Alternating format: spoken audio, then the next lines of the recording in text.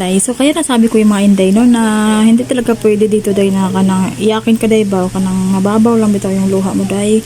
Kasi naranasan ko yan siya day dati. Yung first time ko dito nag-apply day ba nakipagsapalaran ako pumunta kami Maynila day. Tapos napadpad kami dito sa Cavite day. Dito ka pinakapagtrabaho talaga umpisa ng factory worker. Tapos day hindi ko alam na uso pala dito sigawan. Hindi ako sanay kasi na sinisigaw-sigawan ako dahil. Kasi hindi ako sanay na sinisigaw-sigawan ako ng ibang tao sa harap ng maraming tao. At saka usong-uso yan dito. Kung kunting pagkakamali mo lang, lalo na yung mga kapwa mo lang din naman empleyado.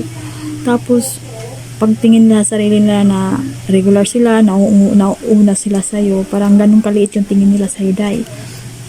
Sabi ko, pagpasok ko dito nakakita ako ng maraming Koreano. Doon ang kinakatakutan ko kasi akala ko yung pag sila ang sumigaw sa'yo magalit sa'yo kasi nga ibang lahi. Yung pala hindi dahil mga kapwa Pilipino ang mga maliliit sa'yo dito dahil. Kaya sabi ko bawal dito talaga ang mahina ang loob at saka iyakin. Kasi kung makita nila once na makita nila na iyakin ka day ay hindi ka nila titigilan day maya ganun ang gagawin nila sa'yo. Kaya nung nagtagal day nasanay na ako, nag-resign ako sa company na yun day. Tapos nag-apply ako sa iba, naging software na ako day. Ganun din pala. Wala parang pagbabago. Kasi yun na talaga ang style ng mga company dito day na uso talaga yung mga ganung sigawan lalo na pag mga matatagal na sila. Minamalit nila yung mga baguhan. Pero nung nagtagal ako day, hindi na ako nasanay na ako, hindi na ako naiyak day.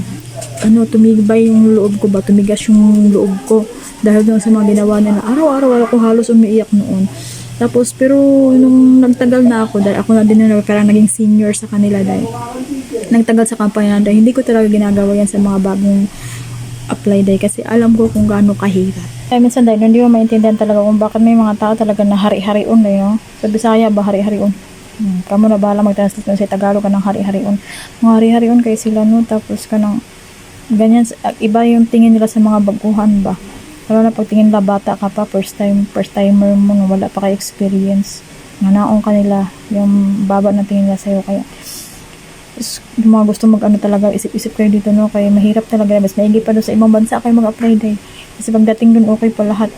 Magaling makasama yung ibang at least kung ibang lahi man, maintindihan mo kasi ibang lahi. Pero pag pagdating dito day, pareho lang naman kayo sahod. Pareho lang naman kayo empleyado.